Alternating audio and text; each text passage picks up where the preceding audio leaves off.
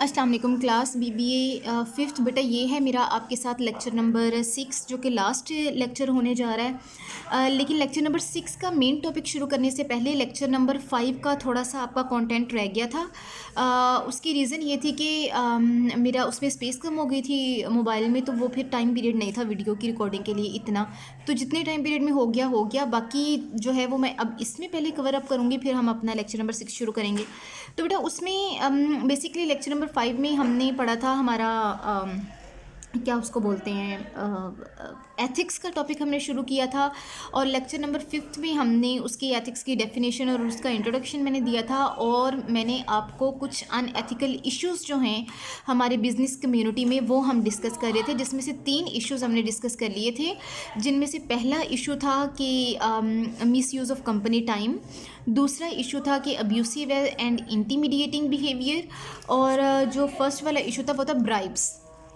ये 3 इश्यूज़ हमने लेक्चर 5 में डिस्कस कर लिए थे। अब हम लेक्चर नंबर 6 में जो है वो बाकी के 3 टॉपिक जो हैं वो डिस्कस करते हैं, जिसमें ये पहला ये मिस यूज़ है, अनएथिकल जो एक बिहेवियर है बिजनेसेस में, उसमें से उसका 4th पॉइंट ये है कि miss use of companies resources, कि इसमें कंपनी के रिसोर्सेज का जो है वो मिस यूज़ का ज़्यादा होता है। मतलब इसका मतलब ये है कि लेट्स सपोज कि जो लोग कंपनीज में काम कर रहे हैं और कंपनी की जो एक्स्ट्रा प्रोडक्शन होती है या जो उनके प्रोडक्शन से कुछ मटेरियल बच जाता है, तो वो वहाँ के वर्कर्स क्या करते हैं, वो उठा के अपने घर ले आते हैं कि यार ये वैसे ही फजूल पड़ा हुआ है, वहाँ पे बिज़नेस के काम में कौन सा यूज़ हो रहा है, तो हम इसको अपने घर में यूज़ कर लेते हैं। ठीक है, सेम उसी तरह से जिस तरह से जो पेप्सी के जिनकी वो होती हैं क्या उसको बोलते हैं, फ्रेंचाइजीज होती हैं, उनके घरों में पेप्सी की बोतल्स हर टाइम जो हैं वो अवेलेबल होती हैं। पता चल रहा होता है कि इनके घर का कोई बंदा पेप्सी से रिलेटेड कोई ना कोई काम करता है। तो बेटा ये कंपनी के रिसोर्सेज का मिसयूज़ नहीं करना, ना उसके पैसे का, ना उसकी लेबर का, ना उसके इमेज का, ना उसके गुड जो इमेज है उसका उसका ना उसकी गुडविल का, यानी कि किसी भी तरह को आपने जो है वो मिसयूज़ नहीं करना। अगर किया तो ये अनएथिकल बिहेवियर होगा। देन बेटा इसमें आगे आ जाता है कॉन्फ्लिक्ट ऑफ इंटरेस्ट की बात आ जाती है। कॉन्फ्लिक्ट ऑफ बेटा इंटरेस्ट का मतलब होता है दिलचस्पी। ठीक है, मोस्टली क्या होता है कि जब आपके बिजनेस में जो आपके ओनर्स होते हैं और जो काम करने वाले लोग होते हैं, उन दोनों की इंटरेस्ट डिफरेंट होते हैं। क्योंकि जो ओनर होता है उसका इंटरेस्ट सिर्फ ये होता है कि मेरे बिज़नेस का प्रॉफिट ग्रो करे, मेरा बिज़नेस एक्सपेंड करे। ठीक है, लेकिन जो काम करने वाले एम्प्लॉयज़ होते हैं उनका ये इंटरेस्ट नहीं होता। उनका इंटरेस्ट ये होता है कि यार हमारी सैलरी बढ़ जाए, हमें प्रमोशन मिल जाए, हम किसी अच्छी परमानेंट पोस्ट पे आ जाएं। तो जब दोनों की इंटरेस्ट में डिफरेंस आता है तो उसको हम बोलते हैं कि ये हमारा कॉन्फ्लिक्ट ऑफ इंटरेस्ट है। और कॉन्फ्लिक्ट ऑफ इंटरेस्ट में जो बाकी की चीज़ें आती हैं उसमें आपका फेयरनेस भी आ जाती है, उसमें ऑनेस्टी भी है, उसमें बिज़नेस रिलेशनशिप्स का मिसयूज़ भी है। ठीक है, यानी कि अगर आप फेयर नहीं हैं अपने काम के साथ, आप 2 नंबर काम करके जो है वो दे रहे हैं। ठीक उसी तरह से जिस तरह से यूनिवर्सिटीज़ में, ऐसा मैं आपको यूनिवर्सिटीज़ की एग्जांपल दूंगी कि यूनिवर्सिटीज़ की नहीं, चलें 10th क्लास की जो आपको ज़्यादा समझ में आ जाएगी। अब 10th क्लास की प्रैक्टिकल लिखना बनाना, उनकी कॉपीज़ बनाना, ये स्टूडेंट की रिस्पॉन्सिबिलिटी है। इनके स्टूडेंट को चाहिए कि वो फेयरनेस के साथ जो है वो इस काम को करे। लेकिन स्टूडेंट्स क्या करते हैं, दुकानों से कॉपीज़ परचेज़ कर लेते हैं और उसको आगे प्रेजेंट कर लेते हैं कि ये हमने काम किया है। ठीक है, यानी कि वो अपने काम के साथ फेयर नहीं होते। अगर वो फेयर हों तो वो अपना काम खुद अपने हाथ से करें। तो इसी तरह बिज़नेस में भी कुछ लोग होते हैं जो बाकी लोगों से काम करवा लेते हैं, फिर उसको प्रेजेंट करते हैं कि ये हमने किया है। ठीक है, तो वो आपकी एक फेयरनेस होनी चाहिए। अगर फेयरनेस नहीं है तो इट मीन्स कि आपका कॉन्फ्लिक्ट ऑफ इंटरेस्ट चल रहा है। डिसऑनेस्टी होगी तो भी कॉन्फ्लिक्ट ऑफ इंटरेस्ट है। जाहिर सी बात है, ओनर तो अपने बिजनेस के साथ ऑनेस्ट रहता है लेकिन एम्प्लॉयज़ ऑनेस्ट नहीं रहते हैं। तो इस डिसऑनेस्टी की वजह से जो है ना वो थोड़ा जो है ना वो गड़बड़ हो जाती है। बेटा फिर उसके बाद आपके आ जाते हैं कि बिज़नेस रिलेशनशिप का भी जो है वो मिसयूज़ नहीं होना चाहिए। जो लोग करते हैं वो फिर आप ये समझ लें कि वो उसका ये एक अनएथिकल बिहेवियर है। क्योंकि लेट्स सपोज कि मेरा एलकास से ताल्लुक़ है और एलकास एक बहुत बड़ी पार्टी है। ठीक है, एक पावरफुल पार्टी है। कल को अगर मेरा किसी से झगड़ा हो जाए और मैं इस बेस पे कि एल कास्ट के सब लोग जो हैं they relate to me and they will come behind me for my help, तो ये जो है ये एक गलत यूज़ हो जाएगा बिज़नेस के रिलेशनशिप्स का, कि बिज़नेस के रिलेशनशिप को आपने अपने पर्सनल जो है वो काम के लिए यूज़ किया हुआ है। ठीक है। अच्छा बेटा, यहाँ पे आपका जो इलीगल इश्यूज़ हैं बिज़नेस में वो हमारे ख़त्म हो गए हैं। टोटल हमने 5 इलीगल इश्यूज़ को डिस्कस किया है, जिनमें से 3 हमने लेक्चर नंबर 5 में कर लिए थी और बाकी 2 जो हैं वो अब हमने लेक्चर नंबर 6 में किए हैं। तो बेटा अब जो लास्ट टॉपिक है लेक्चर नंबर 5 का, उसमें हम ये देखेंगे कि रैंकिंग क्या चल रही है कंट्रीज़ की ना, एथिक्स के लिहाज से जो कंट्रीज़ की रैंकिंग है वो क्या चल रही है।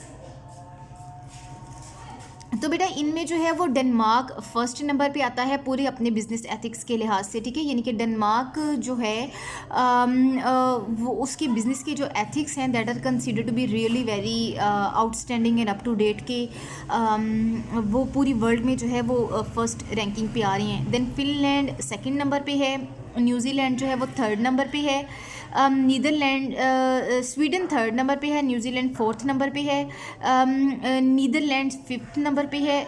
देन सिक्स नंबर वाला मुझे कंट्री नहीं मिला था। सेवन्थ नंबर पे जो है वो आपका स्विट्ज़रलैंड है, एट्थ नंबर पे सिंगापुर है, नाइन्थ नंबर पे कनाडा है, टेंथ नंबर पे यूके है। देन अगेन 11th वाला नंबर मिसिंग है, 12 वाला नंबर मिसिंग है, सॉरी 11 वाला नंबर यहाँ पे मिस हो गया, 11 और 12 यहाँ पे मिस हो गया, उसके बाद 14 मिसिंग है। ये 3 नंबर के जो कंट्रीज़ हैं ना वो मिसिंग चल रहे हैं, ठीक है। और यहाँ से जो है वो आपका नंबर 6 जो है वो मिसिंग जा रहा है। तो एनी हाउ बेटा अब जो 13 नंबर पे है वो ऑस्ट्रेलिया है, 15 नंबर पे है जो वो बेल्जियम है, और 16 नंबर पे जो है वो यूएस है, ठीक है। बेटा ये लिस्टिंग है जो मैंने आपको पहले भी प्रोवाइड जो है वो मैंने की हुई है कि आप जो है वो यानी कि आपके जूम लेक्चर में ये सब चीज़ें आपकी हैं। बेटा अब हम चलते हैं अपने लेक्चर नंबर 6 की तरफ, जो कि हमारा लास्ट लेक्चर है, और जो कि हमारा लास्ट लेक्चर है, और इसको जो है वो अब हम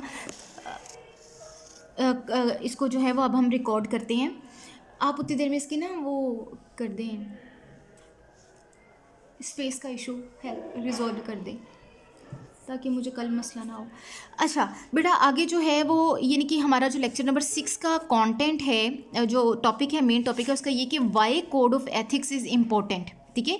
कि किसी भी बिज़नेस के अंदर चाहे वो पर्सनल कोड ऑफ एथिक्स हैं या वो बिज़नेस के कोड ऑफ एथिक्स हैं, उनका होना क्यों ज़रूरी है, उनका होना क्यों ज़रूरी है, ठीक है। तो अब बेसिकली होता क्या है कि यानी कि कोड ऑफ एथिक्स की मौजूदगी के फ़ायदे क्या क्या हैं, ये हम इस टॉपिक में पढ़ने जा रहे हैं, ठीक है।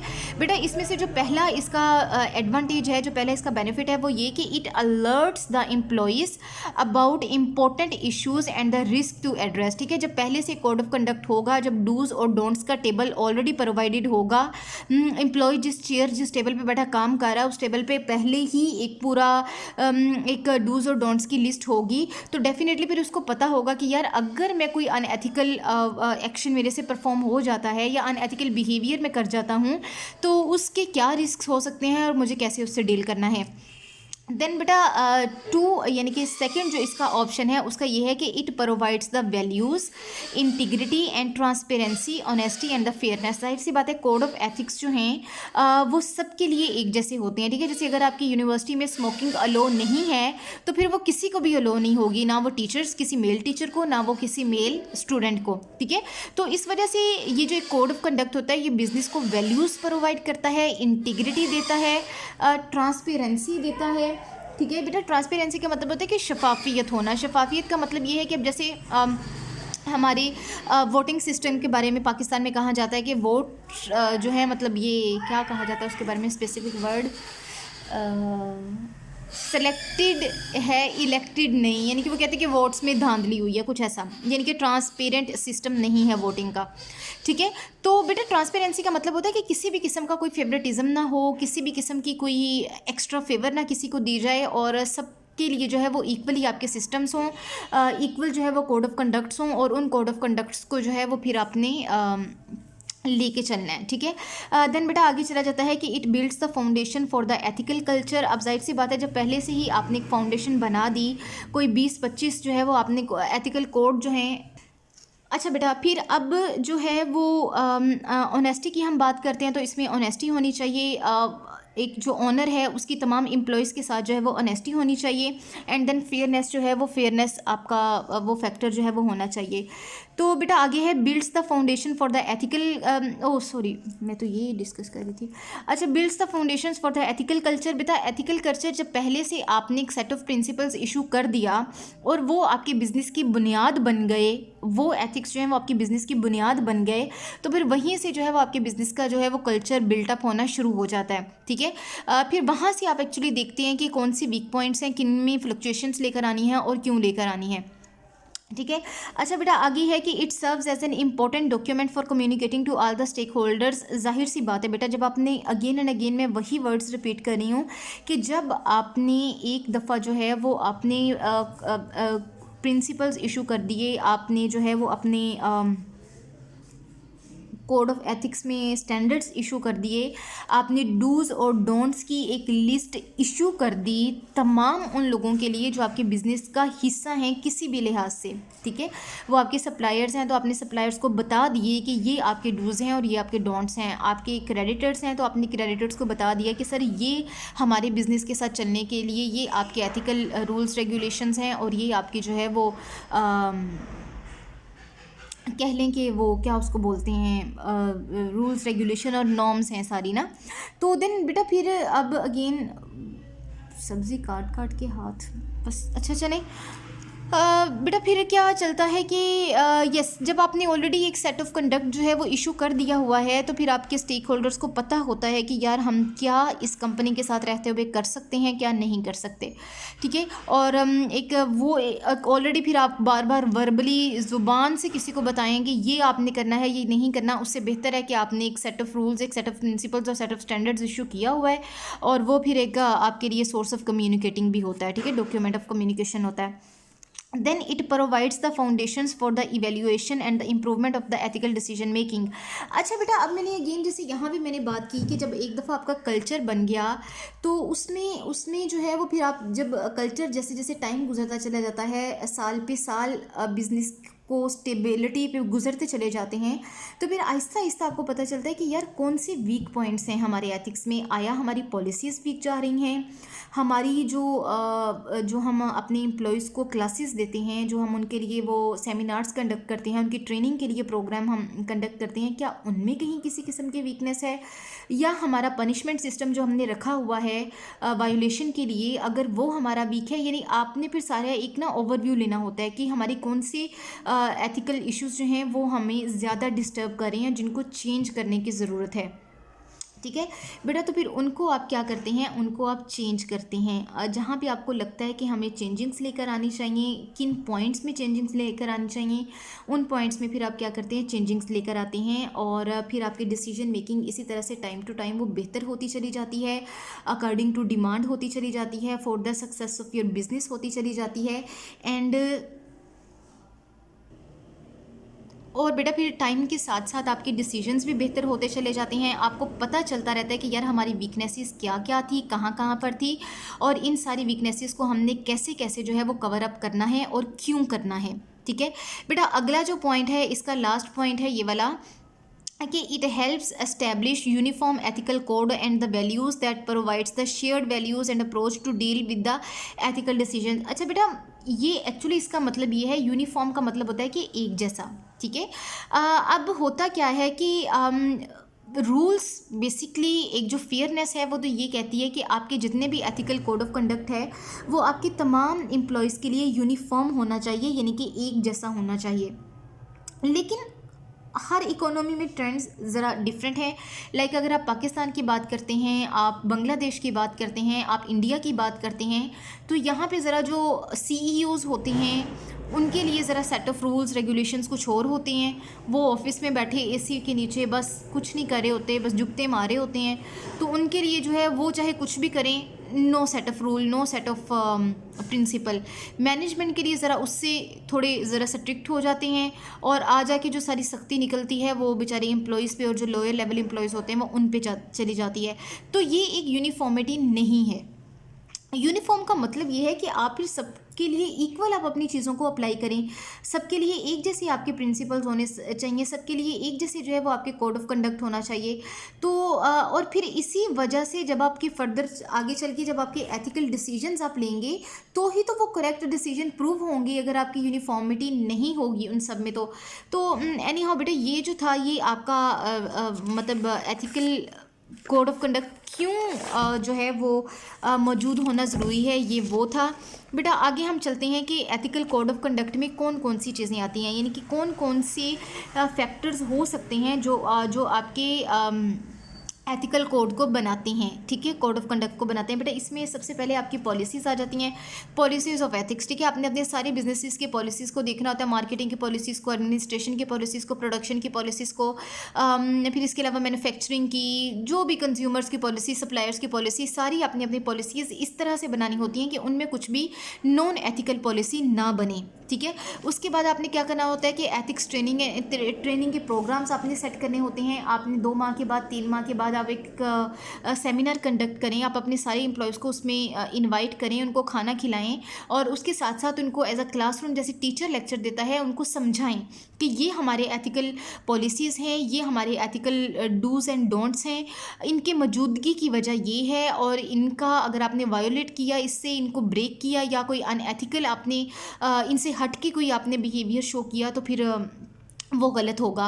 और अगर आपने कोई new ethical code of conduct में कुछ नई चीज़ें ऐड की हैं तो फिर उनकी रीज़न्स बताएं अपने लोगों को कि हमने क्यों ये चीज़ें जो हैं वो अपने अपने मतलब ऐड की हैं और ये आपने इसको किस तरह से अडॉप्ट करना है या आपने इन सब चीज़ों को किस तरह से लेकर चलना है, ठीक है बेटा। उसके बाद आपका पॉइंट आ जाता है एडवांस एथिकल बिहेवियर का। एडवांस एथिकल बिहेवियर से क्या मुराद है कि आपने जो है वो यानी कि सीनियर्स और जूनियर्स की मैं आपको एग्जांपल देती हूँ कि जिस तरह से जो जूनियर्स होते हैं वो सीनियर्स को देख देख के किसी भी इदारे के जो है वो सिस्टम को जानते हैं, रूल्स रेगुलेशंस को जानते हैं। जैसे आपके जो जूनियर्स हैं वो आपको देख के उनको पता चलता है कि अच्छा यार हम जैसे हमारे सीनियर्स रह रहे हैं हम भी वैसे ही रहते हैं। और फिर आप देखते हैं कि 5-6 सेमेस्टर तक पहुँचते पहुँचते जो है वो आपको इनफ आपकी यूनिवर्सिटी के कल्चर के बारे में पता चल जाता है, आपको रूल्स रेगुलेशंस के बारे में पता चल जाता है, आपको लोगों को डील करना आ जाता है, आपको अपनी स्टडी का पता चल जाता है कि हमने पढ़ना कैसे है, ठीक है। तो बेटा ये होता है एडवांस एथिकल बिहेवियर जिसमें आप अपनी सीनियर जो अथॉरिटीज़ हैं उनसे आप सीखते हैं या वो ख़ुद आके आपको सिखाती हैं। ख़ुद आके आपको सिखाने का क्या मतलब है कि जिसमें मैंने पहले बात की कि सेमिनार कंडक्ट कर लें या किसी सीनियर को जो है वो आप उसको किसी फंक्शन में लाइक कोई इवेंट आता है यूनिवर्सिटी में, आप उसको थोड़ी देर के लिए उसको स्पीच टाइम दे दें कोई 5-10 मिनट का कि वो उस 5-10 मिनट में यूनिवर्सिटी के रूल्स रेगुलेशंस जो है वो बाकी जूनियर्स को समझा सके। तो बेटा ये थोड़ा एडवांस एथिकल बिहेवियर में चला जाता है। देन उसके बाद जो आपका पॉइंट आता है वो आता है setting punishment for the violation. बेटा setting punishment for the violate का मतलब होता है कि आपने उन रूल्स उन रेगुलेशंस को फॉलो नहीं किया, आपने उनको ब्रेक किया, वायोलेट किया। तो अगर आप कोई नॉन एथिकल बिहेवियर शो करते हैं, कोई नॉन एथिकल एटीट्यूड शो करते हैं तो फिर जो है वो उसको शो करने पर आपको क्या पनिशमेंट जो है वो फेस करना पड़ेंगी, ये भी आपके एक पूरे एथिकल कोड ऑफ कंडक्ट में मेंशन होना चाहिए ताकि तमाम एम्प्लॉयज़ को पता हो कि यार हमारी पनिशमेंट ये हैं और हमारे लिए जो इनाम हैं, जो इंसेंटिव्स हैं वो ये हैं, ठीक है। अच्छा बेटा आगे हम अगला हमारा टॉपिक शुरू करते हैं जो कि है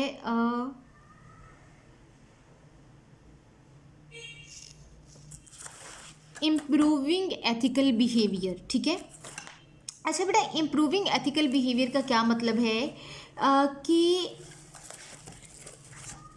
ऐसे कौन कौन से फैक्टर्स हैं जिनको इम्प्रूव करने से आपके बिजनेस का एथिकल बिहेवियर इम्प्रूव हो जाएगा, ठीक है। तो बेटा बेसिकली मैंने यहाँ पे एक इक्वेशन की तरह मैंने आपको ये टेबल समझाने के लिए मैंने आपको ऊपर एक इक्वेशन दी है जिसमें मैंने लिखा है 1 + 2 + 3 = 6। 1 ये शायद आपको इमेज की वजह से क्लियर नज़र नहीं आ रहा, तो 1 + 2 + 3 = 6। जैसे कि ये 3 चीज़ों का प्लस होगा तो फिर ये एक चीज़ बनेगी, ठीक है। इसी तरह से इसमें जो 6 की जगह पे हमने लिया है वो हमने एथिकल चॉइसेस को लिया है। ठीक है। एथिकल चॉइसेस का मतलब है कि जब आपने ये एथिकल कोड ऑफ कंडक्ट बनाना है तो उसमें आपकी क्या क्या चॉइसेस होंगी, क्या क्या डिसीजंस होंगे आपके। तो बेटा वो जो आपके एथिकल चॉइसेस हैं वो किन किन चीज़ों पे डिपेंड कर रहे होते हैं, वो बेसिकली इन 3 चीज़ों पे डिपेंड कर रहे होते हैं। ठीक है। इसमें से पहला जो है वो है आपका individuals standards and the values. जाहिर सी बात है, आप जिन लोगों को हायर कर रहे हैं आपने उनसे देखना होता है कि उनकी पर्सनली क्या स्टैंडर्ड है, क्या वैल्यूज़ हैं, उनकी पर्सनैलिटी कैसी है, उनका एटीट्यूड कैसा है, उनका बिहेवियर कैसा है। फिर अगर आपको उनकी पर्सनैलिटी, उनका एटीट्यूड, उनका बिहेवियर फेवरेबल लगता है, एक्सेप्टेबल लगता है, तो आप उसको जो है वो फिर काम पे रखते हैं, तब आप उसको हायर करते हैं।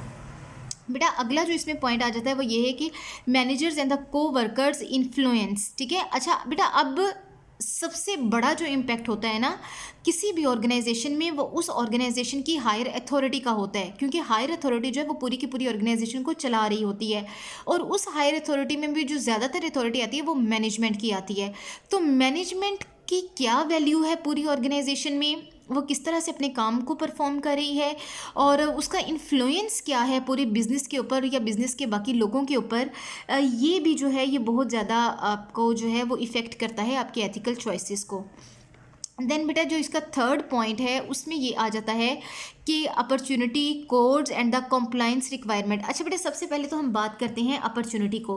बेटा जब आपने अपना ये कोड ऑफ कंडक्ट बनाना है ना, चाहे आप वो पॉलिसीज़ के ज़रिए बना रहे हैं, चाहे वो आप राइट्स के ज़रिए बना रहे हैं, चाहे वो आप रिस्पॉन्सिबिलिटीज़ के नेम से बना रहे हैं, चाहे वो आप वर्क ड्यूटीज़ के नेम से बना रहे हैं, चाहे वो आप वर्क आवर्स के लिहाज से बना रहे हैं, यानी कि जो भी आपने अपना एथिकल कोड ऑफ कंडक्ट जो है आपने उसको उसमें जो जिस जिस लिहाज से भी आपने चीज़ें ऐड की हैं उसमें आपने अपॉर्चुनिटी को भी देखना होता है कि यार हमारे पास फ्यूचर में आने वाली अपॉर्चुनिटीज़ क्या क्या हैं, ताकि जब आपको कोई अपॉर्चुनिटी एक्चुअली में रियलाइज़ करनी पड़े, एक्चुअली में उस पर इम्प्लीमेंट करना पड़े, तो फिर आपको दोबारा से वो पीछे जाके उसके लिए अपनी कोड ऑफ कंडक्ट ना चेंज करने पड़े।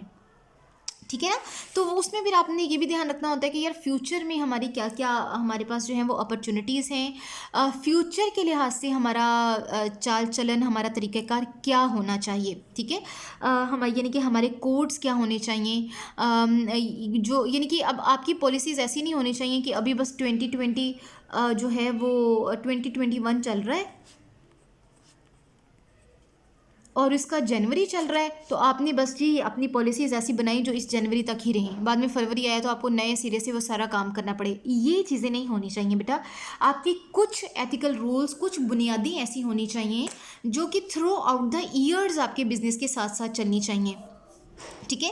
तो बेटा उसमें फिर आपके कोड्स कुछ ऐसे परमानेंट कोड्स होने चाहिए जिनको बार बार आपको चेंज करने की ज़रूरत ना पड़े, और वो आपके बिज़नेस की बुनियाद भी बन रही हो, आपके बिज़नेस की एथिकल कल्चर की बुनियाद भी बन रही हो। ठीक है। देन बेटा कंप्लाइंस का मतलब होता है लीगल जो आपकी रिक्वायरमेंट्स हैं उनको पूरा करना। ठीक है। कंप्लाइंस का मतलब होता है कि कानून के साथ साथ चलना। फिर आपने ये भी देखना होता है कि आया हमारी जो पॉलिसीज़ हैं, हमारा जो प्रोसीजर है मैन्युफैक्चरिंग का, हमारा जो एडमिनिस्ट्रेशन प्रोसीजर है, हमारा जो मार्केटिंग प्रोसीजर है, या कुछ इस तरह की बाकी चीज़ें हैं, वो कानून के साथ कितना फेवरेबल हैं, कितनी सूटेबल हैं। कहीं कुछ ऐसा तो नहीं है जो इलीगल हो रहा है, या यानी हमारा कानून उस चीज़ की इजाज़त नहीं देता लेकिन हम वो चीज़ें कर रहे हैं इसलिए करें क्योंकि हमें कोई पूछने वाला नहीं है, जैसे पाकिस्तान में होता है। तो बेटा वो जो एक नॉन कंप्लाइंस का फैक्टर है ना, वो नहीं आना चाहिए आपके इश्यूज़ में, या आपके कह लें कि आपके उस सारी चीज़ों में। ठीक है। तो बेटा ये एक आपका जो है ये कंप्लाइंस आपके साथ साथ चलनी चाहिए। उसके बाद बेटा आपकी आ जाती हैं कि फिर ये तीनों चीज़ें मिल के जो हैं वो आपकी एथिकल चॉइसेस को बनाती हैं। ठीक है। बेटा अगला जो हमारा टॉपिक है वो चल रहा है NBES सर्वे का, जो कि एक नेशनल बिजनेस एथिक्स सर्वे है। इस सर्वे ने क्या किया था कि इसमें कुछ ग्रुप ऑफ पीपल यानी कि हायर बिजनेसेस के CEOs, उनके ऑनर्स जो थे वो इकट्ठा हुए थे और उन्होंने एक सर्वे कंडक्ट किया था कि किस बिजनेस का जो है वो एथिकल एक कोड ऑफ कंडक्ट जो है वो सबसे ज़्यादा एफिशिएंट है और क्यों है। तो बेटा उस सर्वे में जो पहले मैं आपसे ये चीज़ रिपोर्ट डिस्कस करूँगी कि एनबीएस के सर्वे में जो सबसे अच्छा रिजल्ट आया था वो टेक्सास का आया था। टेक्सास एक कंट्री का नेम है और इसका एथिकल कोड ऑफ कंडक्ट का रिजल्ट जो है वो सबसे ज़्यादा अच्छा आया था बिजनेस कोड ऑफ कंडक्ट का, क्योंकि ये टेक्सास ने क्या किया था कि इनके बिजनेसेस हर साल जो थे वो एथिकल रिपोर्ट इशू करते थे। उस एथिकल रिपोर्ट में वो सब चीज़ें जो है वो मेंशन करते थे अपने एम्प्लॉयज़ के बारे में भी, अपनी बिजनेस के बारे में भी, अपनी वीकनेसेस के बारे में भी और अपनी स्ट्रेंथ के बारे में भी। और ये भी बताते थे कि अगर हम किसी वजह से एथिक्स को पूरा करने के काबिल नहीं हुए हैं तो वो किन रीजंस की वजह से नहीं हुए। यानी कि उस पूरी रिपोर्ट में जो है ना वो उस बिज़नेस के पूरे एथिक्स के बारे में एक रिपोर्ट पढ़ने वाले को समझ आ जाती थी कि यार ये बिज़नेस अपने एथिक लिहाज से चाहता है, ये इसने अभी तक एथिकली अकम्प्लिश कर लिया है और ये वो चीज़ें हैं जो ये अभी अकम्प्लिश नहीं कर सका और इसकी तरफ इसकी क्या कोशिश है, ये क्या जो है ये सारे प्रोसीजर्स कर रहा है उस चीज़ के लिए। तो बेटा ये रिपोर्ट जो थी इसने एम्प्लॉयज़ की पार्टिसिपेशन को बहुत ज़्यादा इनकरेज किया था। यानी कि जब एम्प्लॉयज़ ने अपने बारे में वो रिपोर्ट पढ़ी तो जाहिर सी बात है उसमें पॉजिटिव पॉइंट्स भी थे, नेगेटिव पॉइंट्स भी थे। और नेगेटिव पॉइंट्स इस तरह से नहीं थे कि बस आपने नेम्स ले लेके मेंशन किया हुआ है कि इसकी वजह से हम एथिकल गोल को नहीं अचीव कर सके या इसकी वजह से नहीं कर सके। बड़ा उसमें एक रिपोर्टेडली बड़ा उसमें एक अच्छे मैनर में एक्सप्लेन किया जाता है कि ये वीकनेसेस हमारी रही हैं और इनको हमने इस तरह से कवर करना है। तो जब सारे एम्प्लॉयज़ एक ही तरह की रिपोर्ट को इकट्ठे मिलजुल के पढ़ते हैं तो उनके माइंड पे भी अच्छा इफेक्ट आता है और वो फिर नेक्स्ट टाइम ज़्यादा अच्छा पार्टिसिपेट करने की कोशिश करते हैं। तो बेटा बेसिकली मैंने इसकी जो एथिकल डिटेल्स थी वो ये थी कि यानी कि उसमें ये था कि आप एथिकल डीड्स को मेंशन करें कि क्या क्या डीड्स एक्शंस जो हैं वो एथिकल कंसीडर होते हैं आपके बिज़नेस में और क्या क्या डीड्स जो हैं वो नॉन एथिकल कंसीडर होते हैं आपके बिज़नेस में। बेटा उसके बाद जो है वो आपकी एक्सपेक्टेशंस फ्रॉम इट, फिर आपने जो कोड ऑफ कंडक्ट इशू किया है उससे आपकी एक्सपेक्टेशन क्या है, आप अपनी मैनेजमेंट से क्या एक्सपेक्ट कर रहे हैं, आप अपने एम्प्लॉयज़ से क्या एक्सपेक्ट कर रहे हैं, आप अपने जो लोअर लेवल मैनेजमेंट है जो लेबर है उससे क्या एक्सपेक्ट कर रहे हैं, इवन जो आपके पीएन्स हैं जो आपके गार्ड्स हैं आप उनसे किस तरह का बिहेवियर एक्सपेक्ट करते हैं। तो उस रिपोर्ट में वो एक्सपेक्टेशंस भी क्लियरली मेंशन थी। देन उन्होंने क्या क्या अचीव कर लिया था और किस तरह से अचीव किया था ये भी क्लियरली जो है वो वहाँ पे मेंशन था। तो बेटा ये उस रिपोर्ट में जो था ये उस रिपोर्ट का रिजल्ट आया था जिसमें टेक्सास जो है वो बहुत अच्छी उसकी रिपोर्ट गई थी। और दूसरी जो सजेशंस थी उस रिपोर्ट की वो ये थी कि उसमें ये कहा गया था कि अगर कंपनीज ये चाहती हैं कि वो एथिकली ख़ुद को इम्प्रूव करें तो उनको फिर ये करना चाहिए कि वो जो है वो एक पनिशमेंट का फैक्टर और रिवॉर्ड का फैक्टर ज़रूर अपने कोड ऑफ एथिक्स में जो है वो ऐड करें। ठीक है, यानी कि पनिशमेंट किस फॉर्म में कि अगर कोई एम्प्लॉय जो है वो नहीं फॉलो करता उन सारे एथिकल कोड ऑफ कंडक्ट को तो उसके लिए क्या पनिशमेंट होगी, और अगर जो एम्प्लॉयज़ करते हैं जो बिल्कुल एथिकली बिहेव करते हैं उनके लिए रिवॉर्ड क्या होगा, ये भी आप क्लियरली मेंशन करें। यानी कि रिवॉर्ड में उनको प्रमोशन दी जाएगी, उनकी सैलरी ज़्यादा की जाएगी, उनको इंसेंटिव्स दिए जाएंगे, ये किस किस्म की फैसिलिटीज़ दी जाएंगी, ये सब चीज़ें आप मेंशन करें ताकि आपके एम्प्लॉयज़ जो हैं वो टोटली तौर पे फेमिलियर हों आपके बिज़नेस के एथिक्स के साथ। और पनिशमेंट में भी आप जो है वो उसको मतलब करें कि किस लेवल की पनिशमेंट होगी और किन किन लोगों के लिए किस किस लेवल की पनिशमेंट होगी, आप उसको पूरा एक्सप्लेन करें। ठीक है बेटा, उसके बाद जो है वो हमारा लास्ट टॉपिक रह जाता है जो कि है विसल ब्लोअर्स के बारे में, विसल ब्लोइंग के बारे में।